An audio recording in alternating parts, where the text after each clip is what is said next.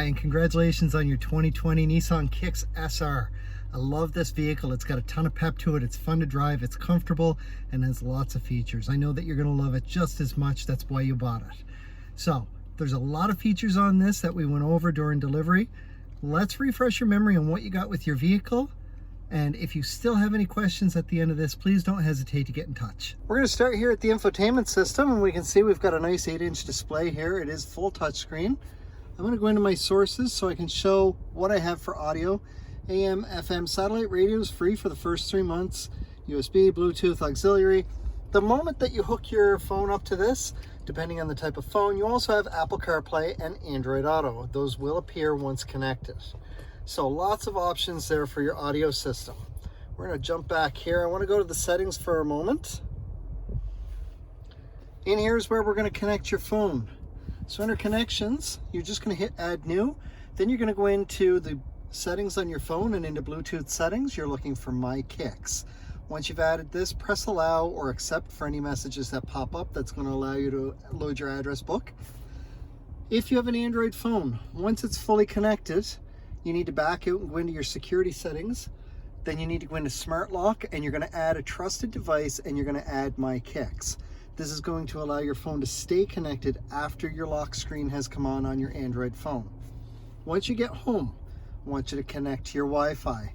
You'll have to turn it on first just by going in here and turning it on. Once your Wi-Fi pops up, connect to it, and that way anytime that there is a system software update, it will automatically pull it in as long as it's connected to your Wi-Fi. We're going to back up here.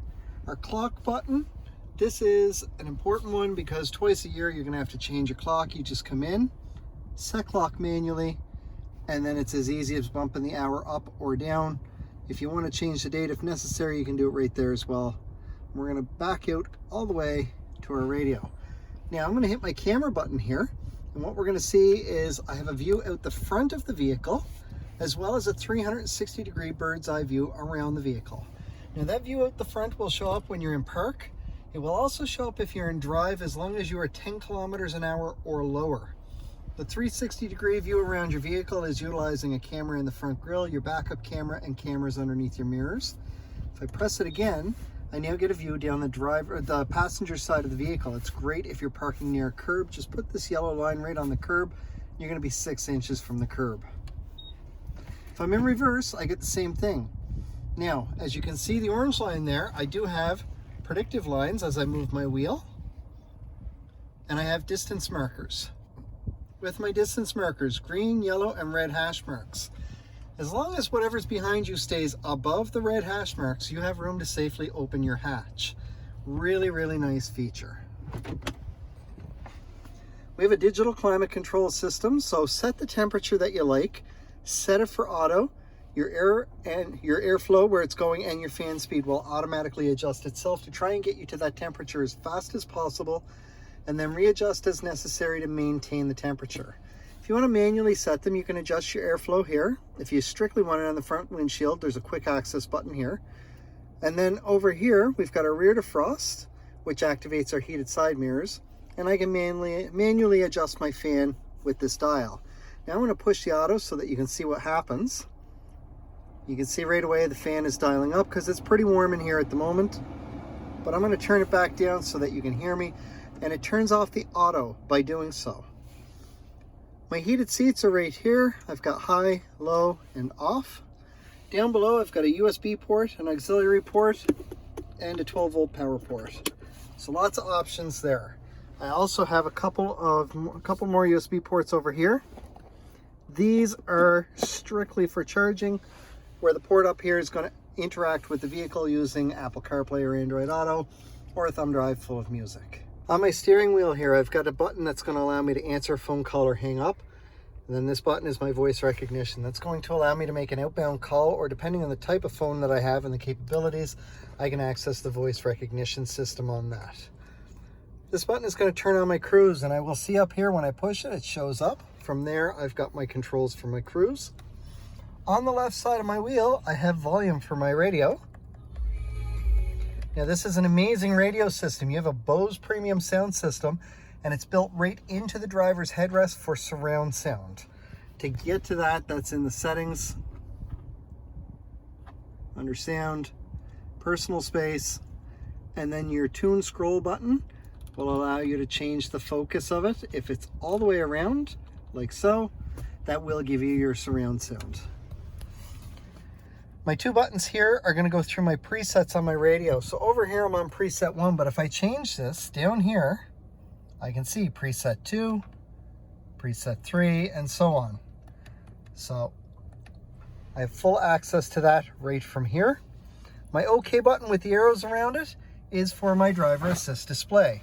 Right now I'm on a digital tachometer with my distance to empty showing in the center of it.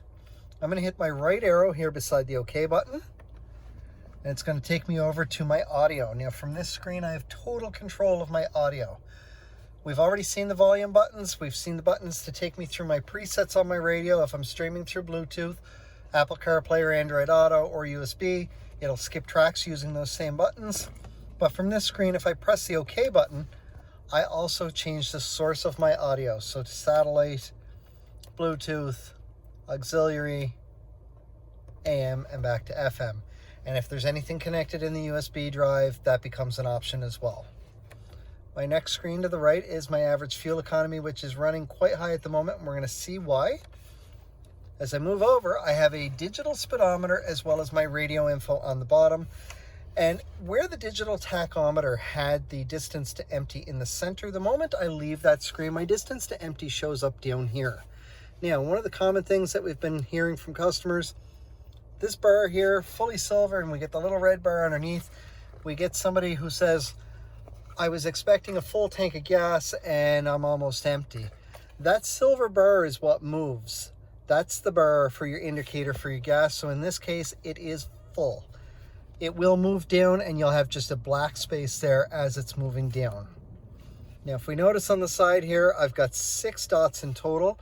One of them is already lit white. I'm going to hit the down arrow and we can see why my fuel economy is so high on this vehicle. It's 16 liters per 100 kilometers because it's only gone 21 kilometers in an hour and 23 minutes. I'm going to press my OK button to go in to reset it, and I'm going to press OK again and reset all, down to yes, and press OK. Now I'm going to use this back button to get back to my averages, and everything is reset for me. If I hit down again, this is for my driving age. You have a ton of safety features on your vehicle. You're equipped with automatic emergency braking and forward collision warning. Your automatic emergency braking is for when you're driving. If a car in front of you piles on the brakes inside the vehicle here, it's going to beep and the gas pedal is going to push back against your foot a little bit. If you don't react fast enough, and by that I mean your foot moving from the gas to the brake, the beeping gets louder and faster, and if necessary, it will start to apply the brakes for you to help avoid or minimize an oncoming collision. The forward emergency braking is that first piece where it beeps at you. So for example, if you're driving along and the car in front of you is turning onto a side road and going much slower than you because it's turning, once your radar is within range, it'll start to beep at you as you're closing that gap, and as soon as they round the corner, the beeping stops. You also have lane departure warning. That's going to beep at you if you start to drift out of your lane, and it will flash either side of these lines here depending on which side you're drifting on. You have pedestrian detection, which works the exact same as the automatic emergency braking, except it works much faster, and instead of starting to apply the brake, it will fully apply the brake. Your blind spot indicators are on the inside of the vehicle, on either side. When there's a vehicle in your blind spot, they are going to light up and stay lit up a dull orange, as long as part of that vehicle is in your blind spot. Now, let's say, for example, my driver's side is lit up orange, and while it's lit up, I signal to go left. Inside the vehicle, my blind spot indicator is going to be flashing, and it is going to beep at me. You'll be able to hear it providing your radio is not up too loud. You're equipped with rear cross traffic detection. So if you're backing out of a parking spot and there's movement coming at you from either side within about 2 car lengths, inside the vehicle, it's going to beep at you as well. Whichever side the movement's coming from, your blind spot indicator on that side of the vehicle is going to be flashing. You have rear sonar. Your sonar is going to beep as you're backing up and getting closer to something, and you have rear emergency braking. So as that beeping gets faster, once you hit a steady tone on your beeping, if you're still not stopping, providing you are 10 kilometers an hour or less, sorry, 15 kilometers an hour or less, the vehicle is going to suddenly stop for you to avoid hitting whatever is behind you. It's going to hold that brake for about 2 seconds, then it's going to release it, so you're going to want your foot on the brake at that point. So these are all the safety features that you are equipped with. Our next screen down is a tire pressure monitoring system. So once you start driving, it's going to populate all 4 wheels. You will see a picture of a vehicle on here. It'll show you all 4 wheels, the exact pressure for each one. If you get a low tire, it pops up and tells you low tire pressure, but it's also going to tell you which tire is low and what the exact pressure is. From there, go to put some air in the tire. Just go to the tire that it says needs air and start filling it. When it gets to the right pressure, your horn is going to beep to tell you to stop. If for some reason you don't stop or you go to the wrong tire, you're going to hit an upper limit, at which point it's going to beep 3 times in a row. Please stop putting gas or air in your tire at that point. However, if that happens, do it to your other 3 tires as well. That way you've got the same pressure in all 4 tires and you get even tread wear. We've got our coolant temperature here, and our last screen down is for our chassis control. This is going to show how your vehicle is reacting to any hard turns or hard bumps and where it's reacting to it. It's a great system that Nissan has, and this will give you visuals to go with it. Our last screen over is our settings. Now typically what I would do is I'd come down to vehicle settings, down to locking, auto door unlock, and I want to make sure this is set to shift to park. This means that the moment I shift into park, my doors will unlock automatically. Normally by default it's set for ignition off, which means the doors will not automatically open until you turn it off. I'm going to back out of this screen, and this one I'm going to go down to wipers, and I want to make sure speed dependent is turned on so that my intermittent wipers are speed dependent. I'm going to go back 2 screens and go down to maintenance, oil and filter, and we're going to set this for 8,000 kilometers because your oil changes are due every 6 months or 8,000 kilometers, whichever hits first. And if this is set, it will prompt you every time that you're due for an oil change. We'll back right back to here, and that's our settings. We do have an auto function on the headlights, and that's going to go hand in hand with your high beam assist. So if your headlights are on, and I'm going to cover our sensor up in the corner here so that we can intentionally cause the headlights to go on. So there's my headlights. Now I'm going to increase the dash brightness a little bit. So with my headlights on, if I push my signal indicator forward for the high beams, I see a green A down below.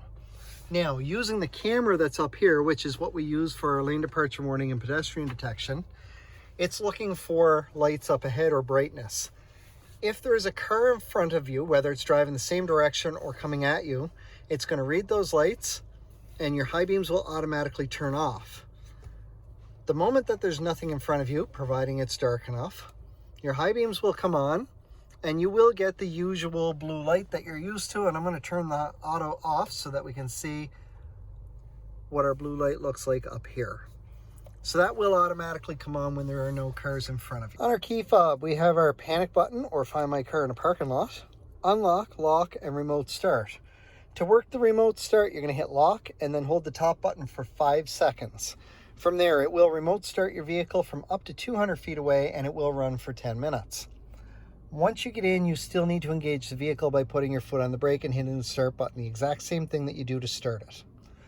If you don't, it will turn off after 10 minutes. However, if you're running behind and you know that you're not going to make it out on time, you can extend the time. So if it's been 7 or 8 minutes, you know you're going to be at least 5 more. Hit lock, hold the top button. It'll add another 10 minutes to the count from wherever you're at. So if it's been running for 8 minutes, it'll now run to the 18-minute mark. You can do 2 remote starts or 1 remote start with 1 extension without ever getting in. After that, to reset it so that it will work again, you have to get in and turn the vehicle on. Once it's been on, then it resets it, and then you're able to do that again. If you should change your mind and you're not going anywhere, simply press and hold the top button for 2 seconds. Now, because it is a key fob, there's a battery inside, and it typically lasts 2 to 4 years. When your battery starts getting low, it's going to pop up on the screen here and either say low key battery or incorrect key ID. Let the message go away, try your button again, it should start. If you hit the point where it's just not starting, put your foot on the brake, take the Nissan emblem on your key fob, put that directly against the start button and use it to push it in. Your vehicle will start even if the battery is completely dead, because there is a chip inside designed to help it with that.